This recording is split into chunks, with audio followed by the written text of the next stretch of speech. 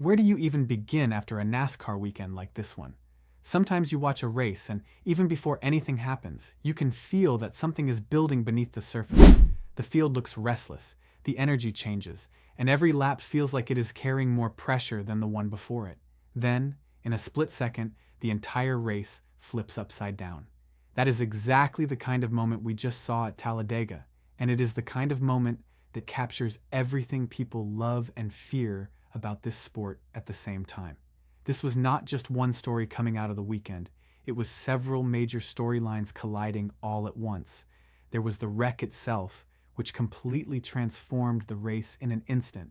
There was the emotional side of it, especially for Bubba Wallace, who was left dealing with another painful setback during what had actually been a strong start to his season. And then there is the larger historical angle, because once the dust settled, the obvious question became whether this was one of the biggest crashes Talladega has ever seen. When you put those pieces together, this becomes more than just another super speedway incident.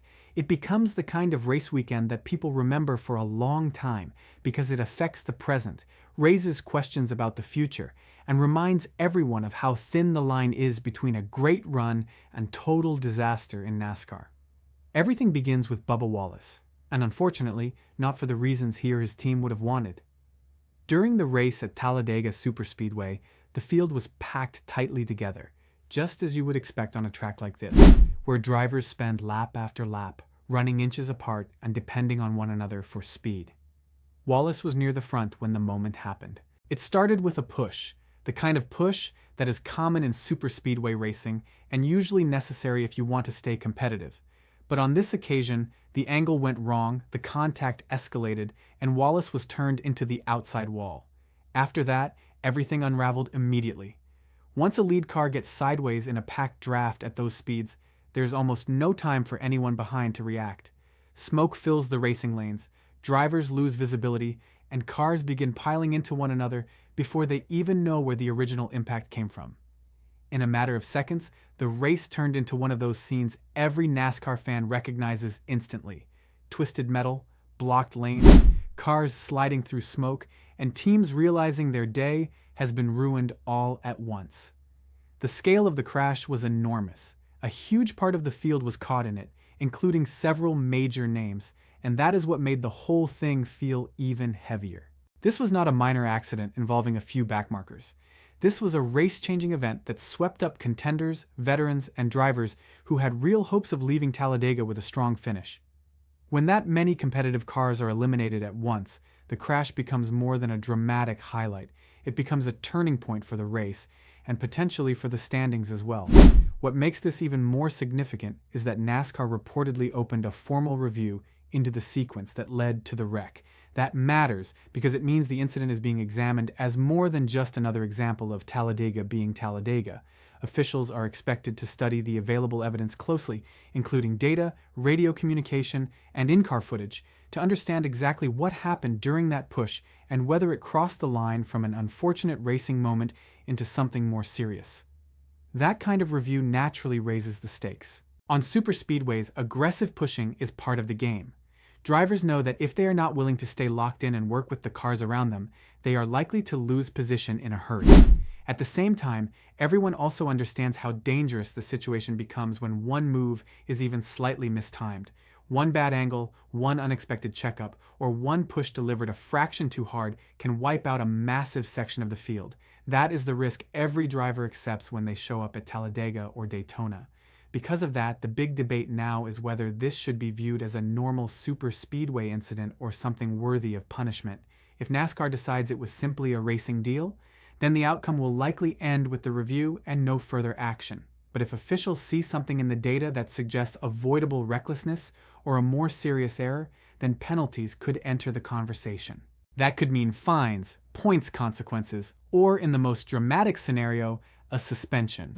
Even the possibility of that makes this story much bigger than the average crash.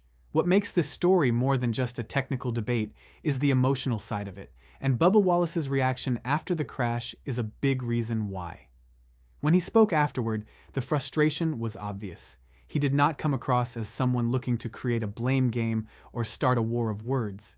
Instead, he sounded like a driver who understood exactly how painful this kind of day can be, especially when it hits at a point in the season where momentum matters so much. This was already his second DNF of the year, and that is the kind of number that starts to hurt more than people realize, particularly early in a season when drivers are still trying to build rhythm, confidence, and stability in the standings. A couple of bad finishes can quietly erase a lot of strong work, and that is what makes these wrecks so cruel. You can bring speed, execute well for long stretches, and still leave with almost nothing because one moment unfolds outside your control. Wallace also seemed to take ownership in the way competitive drivers often do after these situations. Rather than pointing fingers, he leaned into the idea that his team needs to keep improving how they handle those pushing situations, especially when working with their manufacturer teammates in the draft. That kind of response says a lot. It shows accountability, but it also shows how difficult superspeedway racing really is. Even when a crash looks chaotic from the outside, the drivers inside it are often thinking immediately about what they could have done better, what they need to clean up, and how to avoid being in that position again. That is part of why fans connect with moments like this. Beneath the helmets and the speed, there is always a human side to the sport. Wallace was not just walking away from torn-up equipment. He was walking away from another chance lost, another result that will not reflect the pace he had, and another frustrating reminder that racing can be merciless even when a driver is doing a lot of things right. And the timing makes it sting even more. Before this race, Wallace's season had actually been taking shape in a pretty encouraging way. He had shown consistency, collected solid finishes, and looked more competitive week to week than many people expected. That may not be as loud as winning races, but consistency is how drivers stay relevant, stay in the conversation, and position themselves for bigger opportunities later in the year. A strong stretch early on can be the foundation of a playoff push. At the same time, there is the unavoidable comparison with teammate Tyler Reddick, who has been delivering major results and setting a very high bar inside the organization. That creates a unique emotional space for a driver like Wallace. It is not necessarily jealousy, but it does make the question harder to ignore. When will it be our turn? When you see the car in the same stable reaching victory lane and your own season is showing promise but still missing that breakthrough moment, every missed opportunity feels a little heavier. That is why this crash matters beyond the wreck report. It did not just destroy cars, it interrupted momentum. It added pressure. It forced Wallace and his team to regroup after what had been a solid opening phase of the season. In NASCAR, the emotional toll of those resets can be just as important as the standings impact, because confidence and belief are a huge part of performance over a long schedule. Once the smoke cleared and people had time to process what they had just watched, another question quickly took over the conversation. Where does this wreck rank in Talladega history? And that is a fair question, because visually and emotionally, this felt enormous. When you see a crash that wipes out such a large portion of the field, your instinct is to assume you may have just witnessed one of the biggest big ones the sport has ever seen. The answer appears to be that this crash absolutely belongs in the conversation, but it does not stand alone at the very top. At 26 cars, it is one of the largest pileups in NASCAR Cup Series history at Talladega, which is already saying a lot. However, it falls just short of the 28-car playoff wreck from October 2024, a crash that still stands as the larger benchmark. Before that, fans often pointed to the 27-car pileup in the 2003 Aaron's 499 as one of the defining examples of Talladega chaos. So no, this was not the single biggest crash the track has ever seen, but it was absolutely in that upper tier of unforgettable superspeedway disasters. And in some ways, that is what makes Talladega's reputation so powerful. It is not just that huge wrecks happen there. It is that they happen in a way that feels almost cinematic. One minute the pack is flying in formation, everything looking smooth on the surface, and the next minute the track is covered in smoke, debris, and confusion. This latest incident followed the classic Talladega pattern. It happened in the middle phase of the race when the field was still tightly packed and drivers were pushing hard for position. A push went wrong, a car got turned, visibility disappeared for the drivers behind, and there was nowhere left to escape. At nearly 200 miles per hour, decision-making time is practically non-existent. By the time the drivers in the back understand what they are seeing, they are already arriving at the scene. That is why superspeedway racing remains so compelling and so nerve-wracking. The strategy, the timing, the alliances, and the split-second execution make it one of the most unique disciplines in motorsport. But the danger is always present. The same drafting technique that can launch a driver to the front can also trigger the crash that ends half the field's day. That contradiction is built into Talladega's identity, and weekends like this are the reason people will always associate the track with tension, unpredictability, and spectacle. When you step back and look at the full picture, this weekend was about much more than a single accident. It was about how quickly a race can change, how harsh the sport can be on drivers trying to build momentum, and how Talladega continues to produce moments that immediately become part of NASCAR's larger story. You had a massive wreck that eliminated a huge portion of the field and forced NASCAR to take a closer look at the cause. You had Bubba Wallace dealing with the disappointment of another DNF just when his season seemed to be heading in a positive direction. And you had the historical angle, with this crash joining the list of the largest and most memorable Talladega pileups without quite taking the top spot. As for the debate over whether Wallace should face serious punishment, the stronger argument is that this looked like a brutal, super speedway racing incident rather than something deserving of a suspension.